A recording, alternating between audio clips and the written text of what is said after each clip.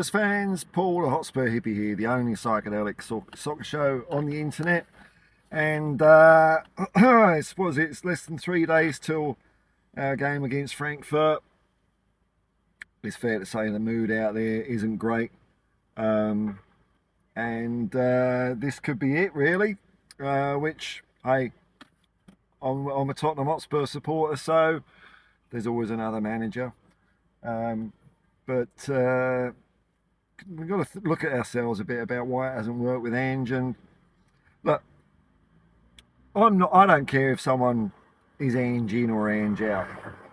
It's the way it's been done. It's the way it's been done, and it's got to the level now where even people that were kind of, yeah, maybe he's okay, or ambivalent about the whole thing, are starting to say, look, the whole mood around the place is just super toxic. It's best we have a fresh start. And this has happened before. I don't know if you remember. It happened with Martin Jol, Harry Redknapp, AVB, Poch, Mourinho, Conte, Nuno. It just keeps happening. So where does this toxicity come from? Well, I can accept people being sceptical of Ange when he came in, but I don't think a lot of people gave him a fair go. And when I see comments on Twitter or YouTube saying, get rid of this useless fat Australian bastard now, I kind of think that there's a bit of uncool xenophobia going on. It's got too personal. I watched the first 30 seconds of Sava, and within the first 30 seconds he says, get rid of this shit clown of a manager. So where is the toxicity coming from, I ask you? Where is it? Is it me? Because I've been called poison and all sorts of things for sticking up for the manager and the club, which I don't care about. It's just that I don't cry about it. These other ones just bleat. It's going to happen again. It's going to happen again. It doesn't matter, say if it's the end of Ange.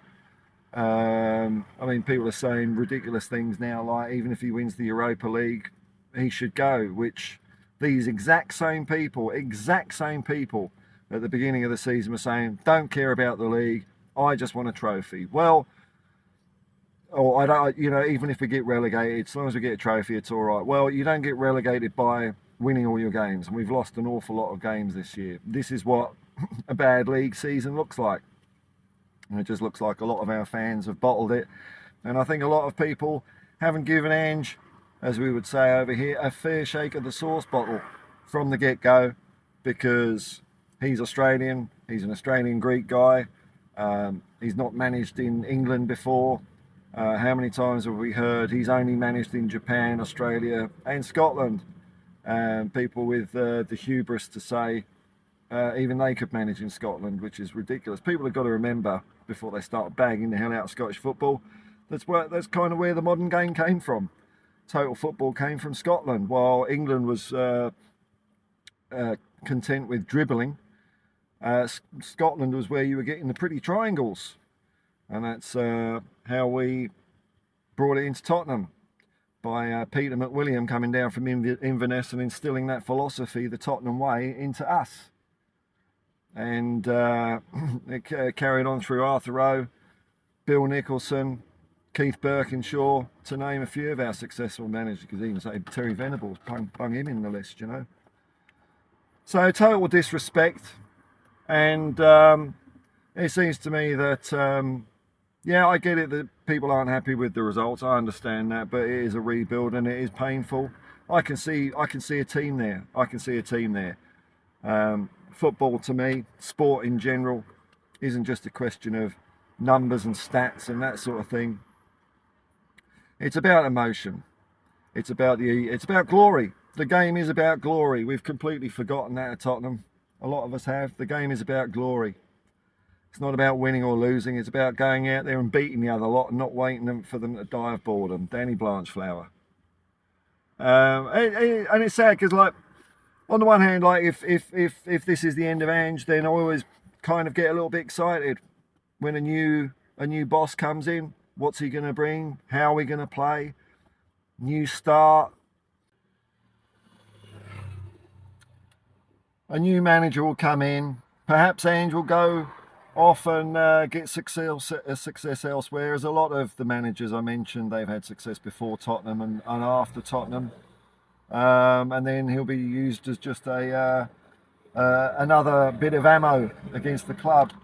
And it's the cycle we keep repeating. It's the cycle we keep repeating that there's a bunch of, to use Sava's words that he used about a manager, there's a lot of shit clown people out there on social media and on YouTube, and they lack a couple of basic qualities that will make you successful in sport: empathy and humility. Without empathy, you can never understand that football is a team game, and we're all part of that team. And when everyone is acting as one, putting their own ego to one side and supporting the club, then you've got a chance. If you don't do that, you've got bugger all chance unless you've got a few $1 billion. That's how Man City and Chelsea did it.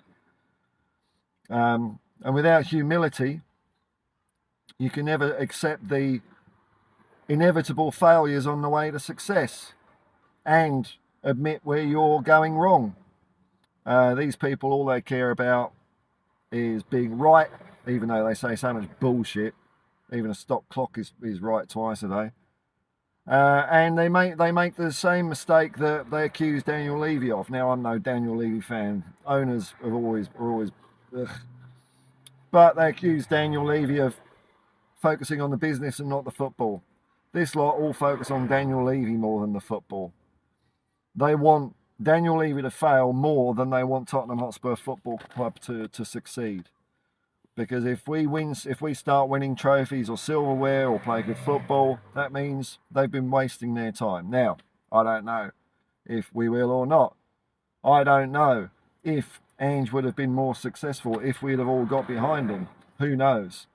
But we didn't give him the best shot. We never give managers the best shot, because soon as something starts going wrong, for all the brave talk there was 2 seasons ago about we're going to have to go through a rebuild, it's a painful process. They've all bottled it. They've all bottled it. And it'll start soon. Whoever the manager is, it will start soon. People like Sava, Stell, Brian Daigle, Johnny Ham, all these people with just, I know better opinions. I know better.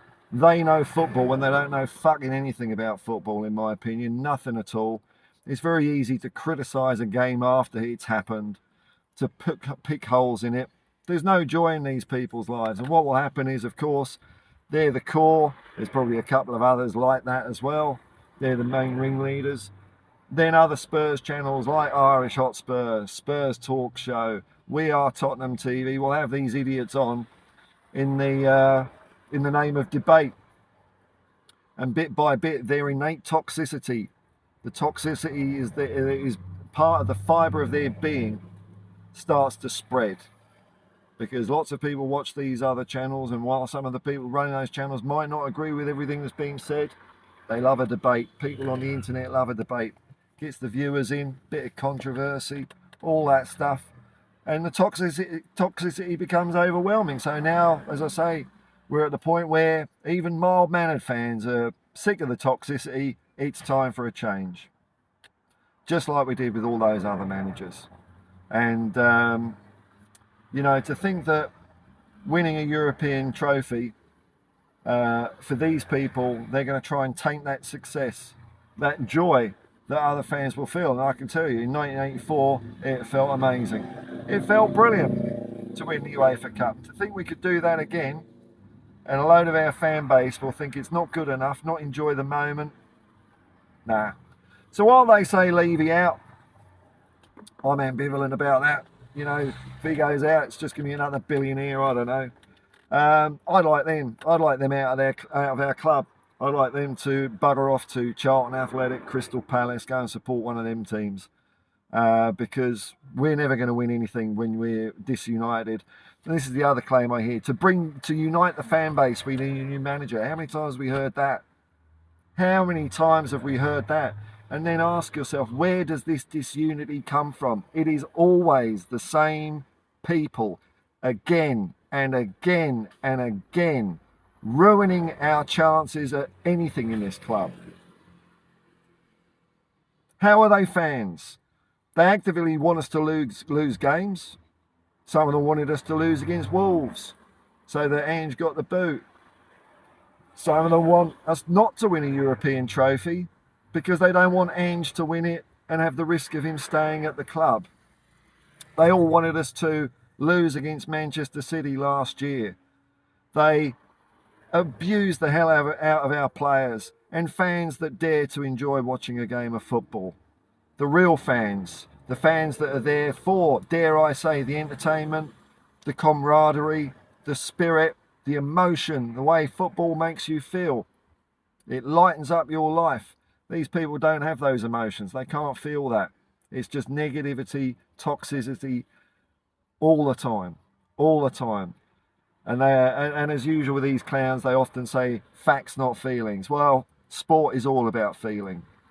I can tell you someone who's won and who's been at number one in the world in one of my fields. It is all about feelings and all about emotions. Without that, what is the point? The feeling of success, the feeling of triumph, the triumphant feeling. Being able to pick yourself up when you inevitably cock it up on the way there, because it's not a steady progression. Sometimes you have to lose and take a good kick up the arse to pick yourself up and get better. And come against people or teams that are better than you, get a thumping and learn from it. Not these lot of bottle jobs. They ain't got time for that. And they will continue to undermine and white ant our club. But I'm going to be here. And if we win the Europa League, I'm going to be as happy as a pig in shit. They won't. They'll find an excuse and they'll try and spread that downer feeling amongst our fan base who have been starved of success. They won't want them to enjoy it, I guarantee it. But hey, look, we might get knocked out against Frankfurt. That might be the end of Ange. Who knows, man? We'll bring on the next manager. Just you wait. Same people, same shit, same channels. And it's going to be awful. It's going to be awful. But I enjoy my team. I love my team. And that's what I'm going to try and continue to do on this channel, is enjoy every little bit of football. Be as biased and one-eyed and nonsensical as possible. Because it's team first. That's it. Team first. It's a team game.